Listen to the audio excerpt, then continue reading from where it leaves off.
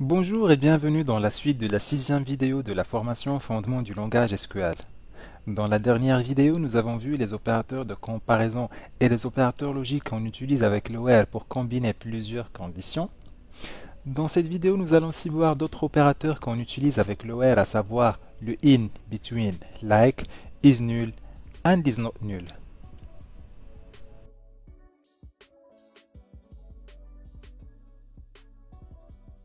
Donc commençons par l'opérateur in et supposons cette fois-ci que je veux afficher la liste des collaborateurs localisés à Paris, à Genève ou à Berlin. Donc d'après ce qu'on avait déjà vu précédemment, on peut écrire une requête de ce type. Select étoile from collaborateur where id site est égal à fp01 ou id site est égal à sg01 ou id site est égal à ab01. Cette requête est correcte et juste et elle va bien nous renvoyer le résultat demandé. Mais comme le vous voyez ici, nous avons trop de répétitions.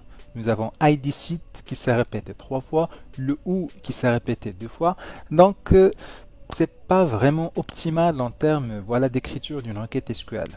Donc ça n'empêche que ce qu'on a écrit est correct, mais on peut faire quelque chose de mieux. C'est pour cela que dans ce cas, pour éviter les multiples conditions de OR, on a recours à l'opérateur in. Notre requête va devenir donc select étoile from collaborateur where id du site in fp01, sg01, ab01. Donc le in permet de spécifier plusieurs valeurs à la clause where et ainsi raccourcir les multiples conditions de OR. Donc en général, l'opérateur in nous permet de récupérer les lignes si la valeur d'une colonne est égale à l'une des valeurs comprises dans la liste des valeurs qu'on a mentionnées après le in. L'opérateur in permet aussi d'éviter les redondances engendrées par l'opérateur ou, comme on a vu dans l'exemple précédent. La syntaxe de cet opérateur est la suivante. Donc toujours select les noms des colonnes from le nom de la table. Where, on commence par le nom de la colonne dans laquelle on veut chercher les valeurs. In, et on écrit entre parenthèses les valeurs qu'on veut chercher et qui vont renvoyer les lignes correspondantes. Un exemple, cette fois-ci au niveau de la table collaborateurs, et on va supposer que nous voulons les collaborateurs travaillant dans les départements achat, vente et marketing. Notre requête SQL sera select étoile from collaborateur where, donc quelle est la colonne sur laquelle nous allons effectuer nos recherches ces départements et quelles sont les valeurs qu'elle doit prendre cette colonne. Ce sont achat, vente et marketing. Toujours faites attention à l'apostrophe achat, vente et marketing parce que ce sont des chaînes de caractères. Le résultat de cette requête sera donc un tableau qui renvoie la liste des collaborateurs travaillant dans ces 3 départements mentionnés dans la clause in.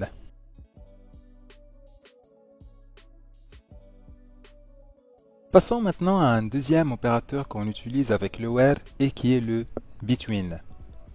Pour expliquer cet opérateur, je ferai appel à la table fonction et je vais supposer que je veux l'ensemble des fonctions qui sont occupées par un nombre de collaborateurs compris entre 7 et 15. Le 7 et le 15 compris. Donc là, comme vous voyez, je veux les fonctions dont le nombre de collaborateurs se trouve dans un intervalle. Et cet intervalle commence par le 7 est inclus, et se termine par le 15. Le 15 est aussi inclus.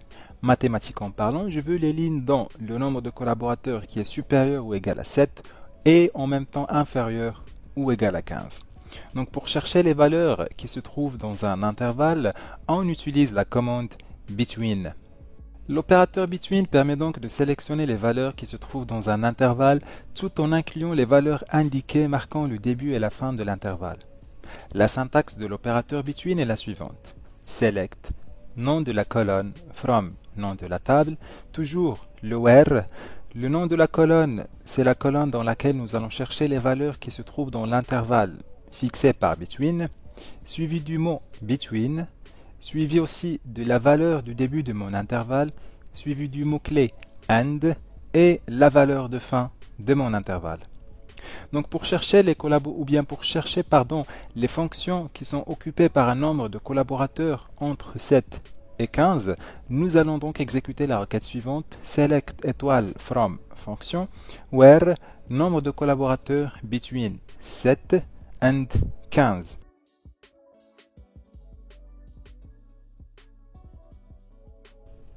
Un autre exemple sera cette fois-ci appliqué sur ma table collaborateurs et je suppose que je veux les collaborateurs ayant intégré l'entreprise en 2018. Donc la colonne qui marque la date d'intégration des collaborateurs au sein de l'entreprise est la colonne date d'entrée. Donc cette date d'entrée doit être limitée entre 01/01/2018 qui marque le début de l'année 2018 et le 31/12/2018 qui marque la fin de l'année. Donc mon intervalle va commencer du 01/01/2018, c'est la valeur du début, et la valeur de fin de la date d'entrée est le 31/12/2018. Ma requête SQL sera donc select étoile from collaborateur where date entrée between 01/01/2018 and 31/12/2018. Alors là, il se peut qu'une confusion s'installe chez vous entre le in et le between. Donc pour le in, on a dit qu'on a une liste de valeurs qui commence par valeur 1, valeur 2, valeur 3 jusqu'à la valeur n. C'est un nombre précis et exact de valeurs que l'on fixe. Par contre, pour le between, on fixe deux valeurs. Une qui marque le début de l'intervalle et une autre qui marque la fin de l'intervalle et qui est supérieure à la valeur du début de l'intervalle. C'est clair et logique. Alors là, on voit clairement que le in peut s'utiliser principalement quand on veut chercher des chaînes de caractères. Lorsqu'on a par exemple cherché les valeurs achat, vente, marketing dans la colonne département, c'était toutes des chaînes de caractères. Mais si on a le cas d'une colonne de type entier par exemple, donc des entiers 0, 1, 2, et que l'on veut chercher les valeurs, voilà par exemple entre 0 et 1000. Donc on ne peut pas faire in 0, 1, 2, 3, 4 jusqu'à 1000, c'est absurde. C'est là où on a recours au between qui est le plus adapté pour les colonnes de type numérique, que ce soit des entiers ou des décimaux. Donc lorsqu'on a un grand ensemble de valeurs qui se trouvent dans un intervalle, le between est le plus adapté dans ce cas-là.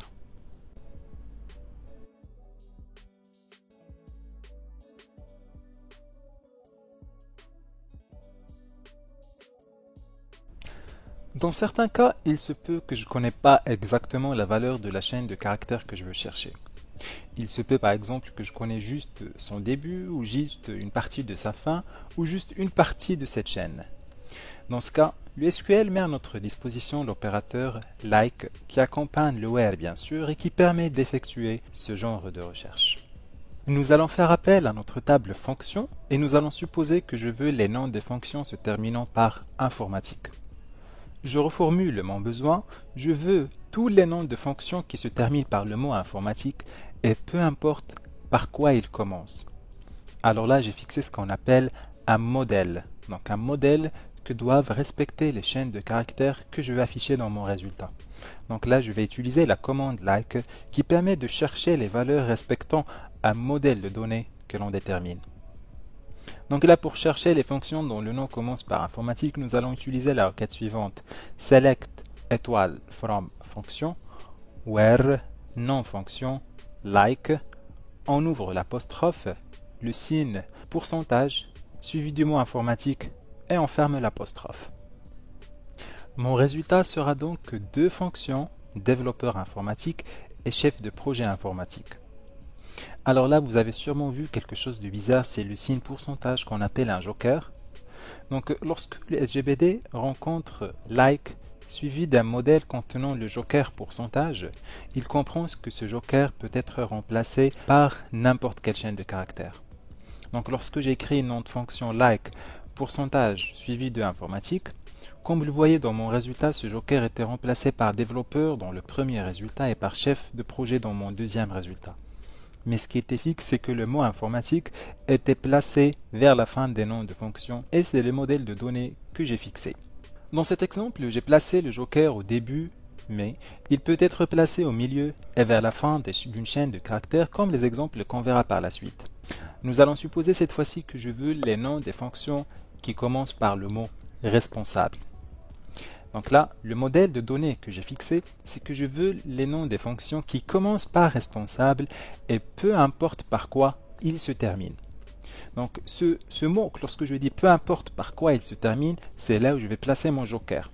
Donc je vais faire select étoile from fonction, where nom fonction like, on ouvre l'apostrophe. Donc là, ma chaîne de caractères va commencer par responsable et peu importe par quoi elle se termine, donc je placerai le joker vers la fin, donc après responsable, et je fermerai l'apostrophe.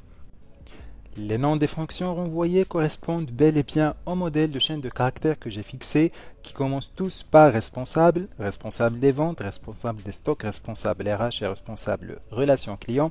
Donc ce qui était fixe, c'est que le mot responsable était placé en début, mais le joker que j'ai placé après responsable a été remplacé par plusieurs valeurs des ventes, stock, RH et relation client. Un autre exemple d'usage du joker pourcentage, cette fois-ci je veux les noms des fonctions qui contiennent le mot projet au milieu. Donc là, peu importe par quoi va commencer le nom de fonction et peu importe par quoi il va se terminer. Le plus important, c'est qu'il doit contenir le mot projet au milieu. Donc lorsque j'ai dit peu importe par quoi il va commencer, je vais placer un joker au début, suivi du mot projet. Et lorsque j'ai dit peu importe par quoi il se termine, je vais aussi placer un autre joker vers la fin. Donc le résultat de la requête select étoile from fonction where non fonction like pourcentage projet pourcentage va renvoyer une seule fonction qui est chef de projet informatique, et comme vous le voyez, ça correspond au modèle de données parce qu'elle comprend le mot projet au milieu et elle commence par chef de, ce qui est remplacé par le premier joker, et se termine par informatique qui est remplacé par le deuxième joker. Donc il y a une remarque intéressante ici, c'est que ici dans tous ces exemples que je viens de donner, j'ai fixé un mot qui est fixe. Donc un mot dans ma chaîne de caractères. Lorsque j'ai fait responsable, lorsque j'ai fait informatique, j'ai fait projet, j'ai fixé des mots.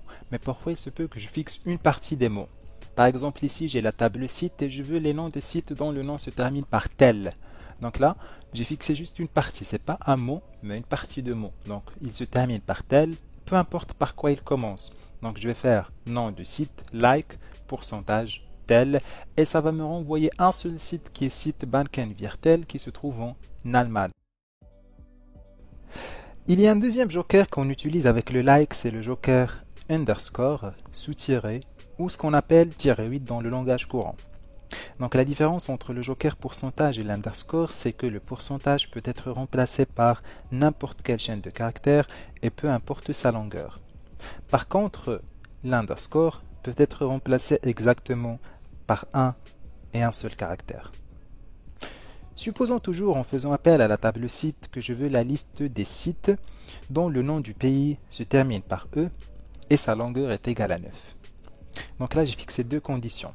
Je veux les sites qui ont le nom du pays qui se termine par E et qui, le nom du pays, a une longueur de 9. Donc si je fais par exemple select étoile from site where pays site like pourcentage E, dans ce cas je vais avoir tous les sites. Pourquoi? Parce que tous les noms des pays et des sites se terminent par E. France, Allemagne, Suisse. Et c'est pas ça ce que je veux. Car moi j'ai une deuxième condition qui fixe une longueur de 9. Et c'est là où j'utiliserai l'underscore. Donc puisqu'un underscore remplace exactement un et un seul caractère, je vais fixer dans mon cas 9 underscore qui correspondent à une longueur de 9. Et puisque le nom du pays se termine par E, cela veut dire que le 9e caractère est un E. Donc je mettrai E à la place du 9e underscore. Donc le GBD va essayer de chercher les noms des pays composés de 9 caractères et le 9e caractère est un E. Ma requête sera select étoile from site where pays site like, on ouvre l'apostrophe, on écrit 8 sous-tiré et le E en 9e et après on ferme l'apostrophe. Cela correspond donc au site localisé en Allemagne car le nom Allemagne se compose de 9 caractères et se termine par E. Donc on peut aussi faire une combinaison des jokers pourcentage et sous-tiré. Par exemple là nous avons dans le premier exemple like X pourcentage. Donc là j'aurai les chaînes de caractères qui commencent par X et se terminent par n'importe quoi. Like pourcentage X pourcentage, je vais avoir les chaînes de caractères qui contiennent le caractère X au milieu. Si je fais like, j'écris 4 sous-tirés suivi du X et suivi d'un sous-tiré.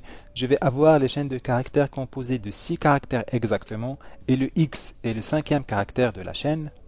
Si je fais like 2 underscore suivi d'un X, je vais avoir les chaînes de caractères composées de 3 caractères et le X est le 3e caractère.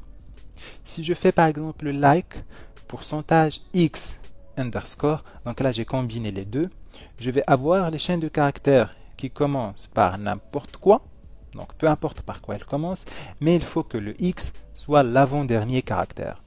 Donc il faut que le x vienne et après je vais avoir un seul caractère et peu importe ce que je vais avoir au début. Un autre exemple, je fais like de sous-tiret suivi du x suivi du pourcentage. Donc là, la condition que je fixe, c'est que le x doit être le troisième caractère et peu importe la longueur de la chaîne, ce qui importe, c'est que le x doit venir en troisième parce qu'il est précédé par deux caractères exactement. Donc là, il y a plusieurs combinaisons que vous pouvez faire avec ces deux jokers et cela va dépendre bien sûr de chaque cas et de votre besoin.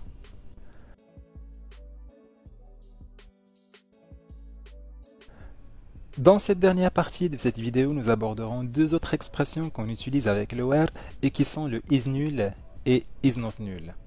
Donc c'est clair, d'après leur nom, que le is nul permet d'afficher les résultats ayant une valeur nulle, donc les résultats dans lesquels nous n'avons pas inséré de valeur. Par contre, le is not nul, c'est le contraire, elle permet d'afficher les résultats n'ayant pas une valeur nulle, c'est-à-dire les résultats qu'on a complètement renseignés. Par exemple ici, j'ai la table site et comme vous le voyez, j'ai la valeur de la ville site est nulle pour le deuxième site qui est le site France Ouest. Donc si j'écris select étoile from site where ville site is not null, j'aurai les sites qui ont la ville renseignée. Donc dans mon cas, j'aurai 4 sites Paris La Défense, Paris France Sud, site Lancy Pont-Rouge, site Banken-Viertel et site Alexanderplatz qui ont tous la ville renseignée et cela a exclu le site France Ouest qui a la ville comme nulle. Par contre, si je fais select étoile from site where ville site is null, cela ne va me renvoyer qu'un seul résultat qui est le site France Ouest et qui a la valeur de la ville comme nulle, donc elle n'est pas renseignée.